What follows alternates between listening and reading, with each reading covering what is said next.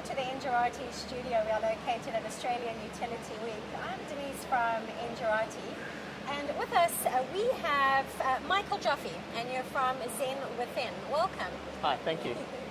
So we were talking a little bit earlier about the importance of energy management, and especially when it comes to small and medium businesses. Do you want to just give us your take on what's driving this need for better energy management within the business setting? Yeah, sure. So the first thing is actually just the size of how many small and medium businesses there are. If you look at the US, there's 5.5 million commercial buildings. 86% of them are small and medium size. So there's a lot of them out there. Most of them don't have either the capability or the money to afford the large energy management solutions. So there's a big opportunity, but also a big market barrier to really getting them something that they can save energy on.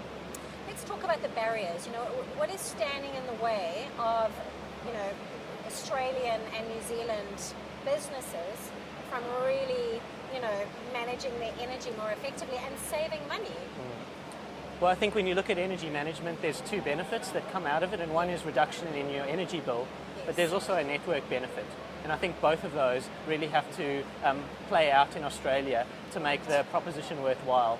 So whilst there are technology solutions around saving energy, whether it's through heating and cooling or other ways, that's fine. If you can tie that in at the grid level to things like demand response and the distributed energy mix, I think breaking down those barriers will really help push it through. And we see in the US that that's happening.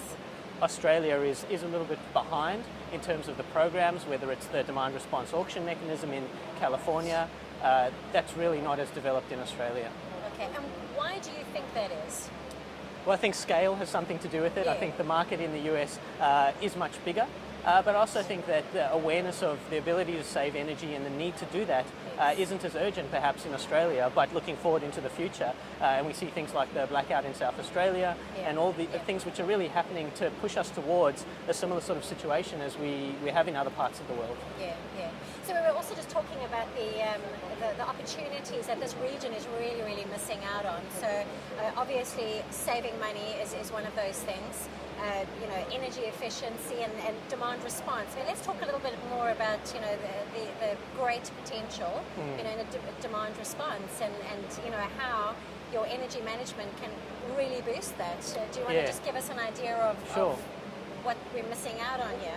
Yeah, so to give you an example of what we do in the US market, which we're bringing to Australia now, is we have a solution which replaces thermostats in small and medium sites, and we sell to customers who have hundreds of sites. And what that means is that there's a viable pool of load that we can actually contract with utilities so that they can manage the load on the grid, and at the same time that provides energy efficiency benefits to customers, so that they don't have to justify installation of a system based purely on the network benefits. They can actually get something out of it for their own businesses whilst having additional payback reduction through the network business. Yeah, okay, so there can be quite a good financial implication all around.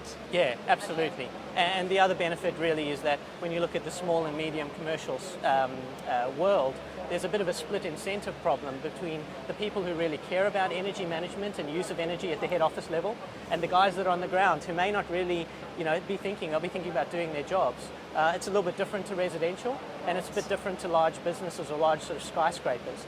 And so that market has its own problems where you want to have the ability to control a fleet whilst also having some on the ground control of things like comfort.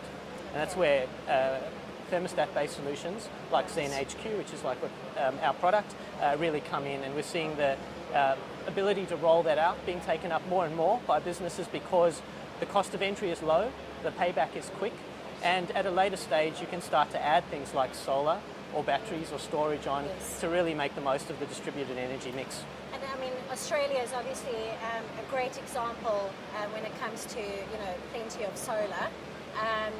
Why is it taking them so long to perhaps go down that route and really pick up on that potential of using solar, the battery, managing energy? What's taking so long Well, we'd that you love really to take see it forward? incentives that were similar to the solar incentives Right. rolled out across other parts of distributed energy, whether it's batteries or energy Yes. efficiency. And there are some good programs out there, like the VEET programs or the similar in New South Wales. Yes. But I think there's a market awareness activity that needs to happen as well, and that's starting to grow. But it'll take a little bit of time, and we're focusing on both a direct approach as well as working with the utility businesses to actually grow awareness of the options for energy efficiency that connects up to the grid. Okay, all right.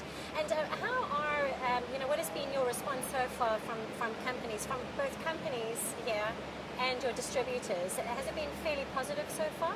Yeah, it's been really positive. We've launched the product in the US about 2 months ago. We've already signed up our first customer, National Stores. They've got 360 sites across 22 states. We've got some load with Southern California Edison. So we're seeing at both the utility and the customer side that this is a really great solution.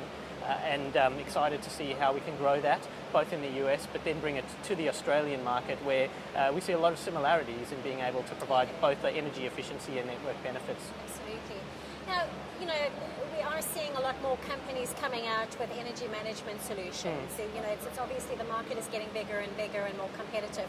What would you say is your biggest differentiator in the market at the moment? So I think simplicity and getting a really quick payback. We can be installed in a site in a day, and for a small business, minimizing disruption is critical. These guys, they're managing businesses. Energy is off to the side. It's an expense, but it's not their core concern. So doing it quickly is important. And the second thing is having a payback that's reasonable. Having 4 or 5 year payback for a small business just doesn't work, and that's a blocker to a lot of energy efficiency solutions that have come in the past. Our payback, ZenHQ pays back in less than a year, which is really an easy sell for those businesses. Okay. Where does your company see Australia and New Zealand going within the next, say, 5 to 10 years as far as energy management is concerned within the business scenario? Well, we've seen residential solar penetration in Australia is huge. Yes. We're seeing solar penetration at the commercial scale start to ramp up as well. And there's a lot of hype about batteries too. Yes. So the combination of those three, of being able to generate energy locally, to take it from the grid, to store it, and then have a way to use it in a way that's either self-consumption or best manages the tariffs, whether it be time of use tariffs or other sorts of things, I think is where the next few years of Australia's development go from my point of view. Okay, all right. My last question to you. What would be your advice to distributors in the region and perhaps even direct customers, in small and medium businesses? So I think the first thing is that you can start small, and with demand response and energy management, scale has always been an issue. We see a way to build up over time in small steps rather than trying to put in the whole solution on day one. And that's smaller chunks, lower risk for everyone and lower financial risk. So I would like to see the industry ramp up both at the distributor level as well as the customer level in a nice controlled way that everyone's comfortable with, and that we don't get some disappointments which could possibly set the whole process back. Yes. Well, Michael, thank you so much for joining us in the studio. I hope you enjoy the rest of your time at the conference. And to our viewers, thank you so much for joining us.